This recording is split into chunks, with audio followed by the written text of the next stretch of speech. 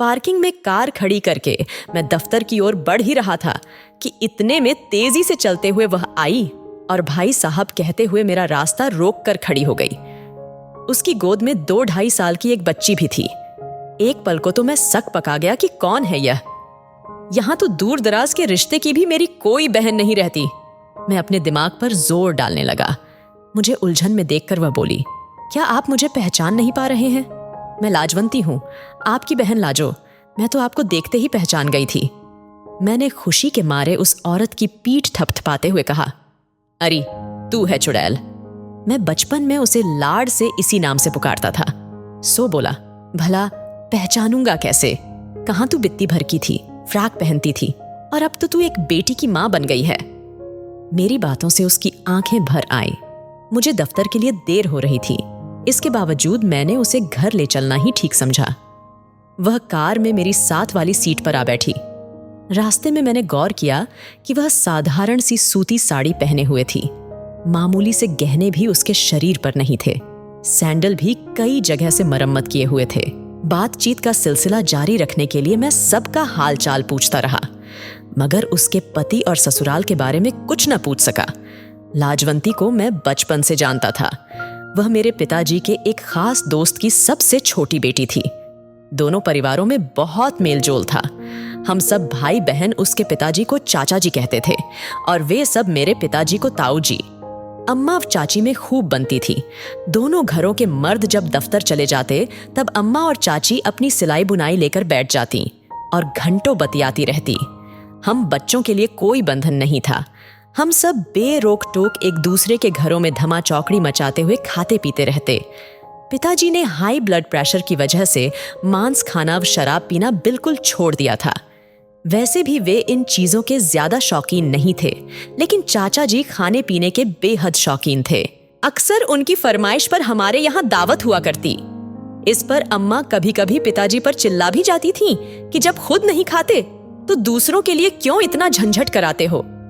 तब पिताजी उन्हें समझा देते। क्या करें, बेचारे पंडित है ना, अपने घर में तो दाल गलती नहीं, हमारे यहाँ ही खा लेते हैं।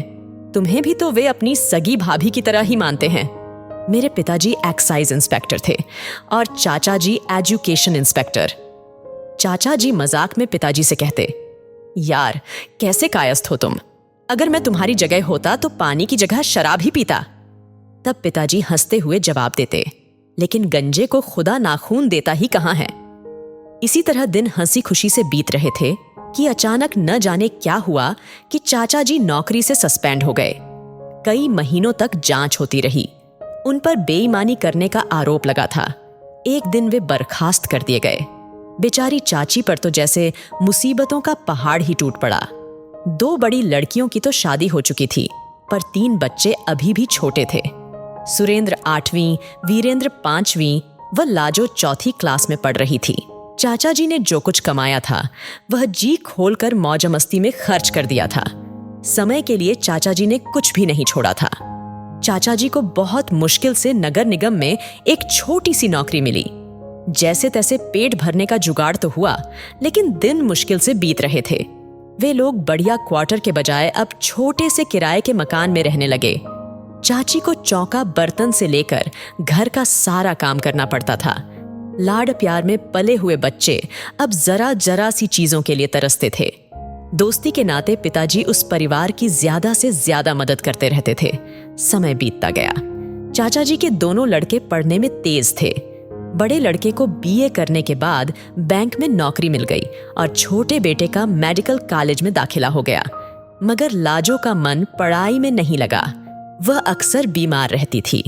वह बेहद चिड़चिड़ी और जिद्दी भी हो गई थी और मुश्किल से 8वीं क्लास ही पास कर पाई। फिर पिताजी का तबादला बिलासपुर हो गया। मैं भी फॉरेस्ट अफसर की ट्रेनिंग के लिए देहरादून चला गया।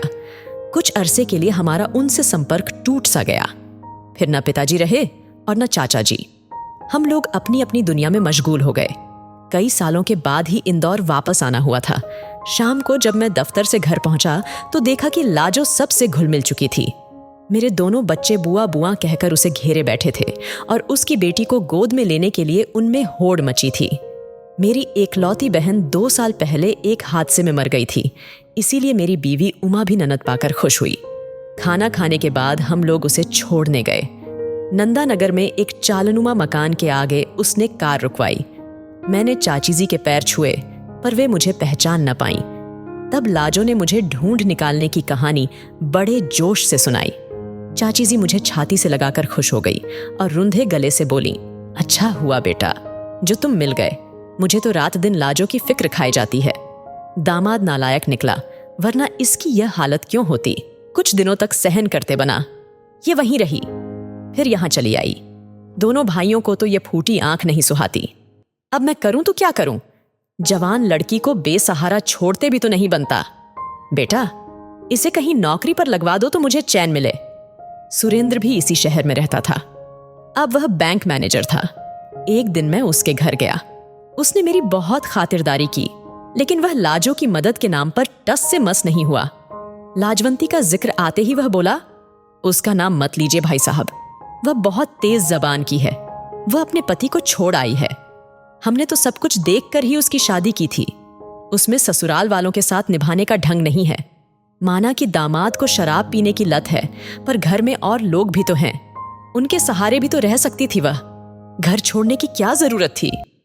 सुरेंद्र की बातें सुनकर मैं अपना मुंह लेकर लौट आया। मैं बड़ी मुश्किल से लाजो को एक गांव में ग्राम सेविका की नौकरी दिला सका था। चाची जी कुछ दिन उसके पास रहकर वापस आ गई और अपने बेटों के साथ रहने लगी। मेरा जगह जगह तबादला होता रहा और तकरीबन 15 साल बाद ही अपने शहर वापस आना हुआ। एक दिन रास्ते में लाजो के छोटे भाई वीरेंद्र ने मुझे पहचान लिया। वह जोर देकर मुझे अपने घर ले गया। उसने शहर में क्लिनिक खोल लिया था और उसकी प्रैक्टिस भी अच्छी चल रही थी। लाजो का जिक्र आने पर उसने बताया कि उसकी तो काफी पहले मौत हो गई। यह सुनते ही मुझे धक्का लगा।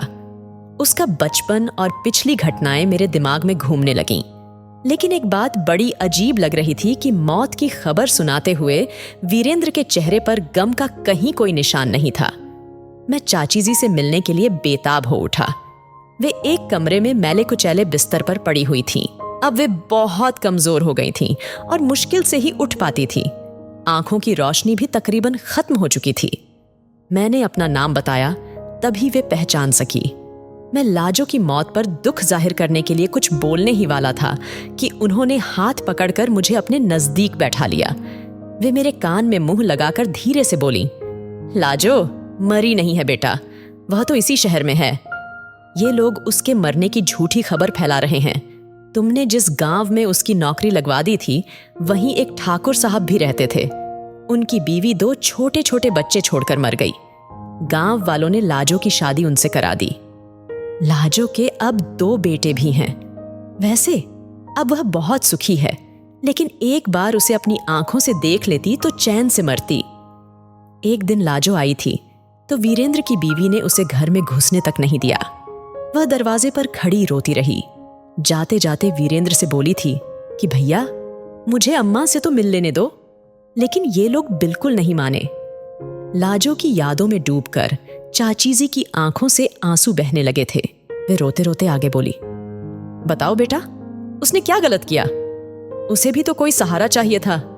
सगे भाई होकर इन दोनों ने उसकी कोई मदद नहीं की, बल्कि दर दर की ठोकरें खाने के लिए छोड़ दिया। तुम्ही ने उसकी नौकरी लगवाई थी। तभी मैंने महसूस किया कि सबकी नजरें हम पर लगी हुई हैं।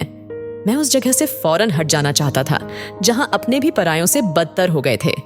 मैंने मन ही मन तय कर लिया था कि लाजो को ढूंढ निकालना है और चाची जी से जरूर मिलवाना है। कहानी को लाइक, कमेंट और शेयर करें और पेज को फॉलो करके सपोर्ट भी करें। धन्यवाद।